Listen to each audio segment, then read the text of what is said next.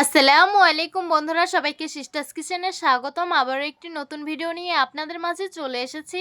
আজকের রেসিপি হলো butter garlic chicken. তো দেখতে থাকুন।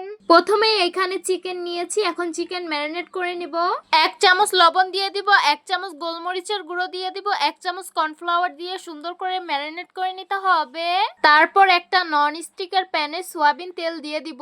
তেল গরম হয়ে গেলে চিকেন গুলো হালকা করে একটু গ্রিল করে নিব। চিকেন গ্রিল করা তেলে 2 চা চামচ বাটার দিয়ে দিব, তারপর এটাকে মেল্ট করে নিব। এখন 3 চামচ রসুন কুচি দিয়ে দিব, তারপর এটাকে সুন্দর করে নেড়ে ভেজে নিতে হবে। এখন 1 চামচ ময়দা দিয়ে দিব, তারপর এটাকে ভেজে নিতে হবে। যখন এটার কাঁচা ফ্লেভার চলে যাবে তখন 1 চামচ লবণ দিয়ে দিব, তারপর আবারও এটাকে ভেজে নিব। দুটো মাংস দিয়ে সামান্য পানি দিয়ে সিদ্ধ করতে বসিয়ে দিয়েছিলাম, সেই পানিটাই এখন দিয়ে দিব, তারপর সুন্দরভাবে নেড়ে মিশিয়ে নিব। এখন ঝালের জন্য দিয়ে দিব চিলি ফ্লেক্স, গোলমরিচের গুঁড়ো, তারপর সুন্দরভাবে মিশিয়ে নিব। তরকারিটা বলক এসে পড়েছে, ভেজে রেখেছিলাম চিকেন গুলো, সেটাই এখন দিয়ে সুন্দর করে নেড়ে মিশিয়ে নিব।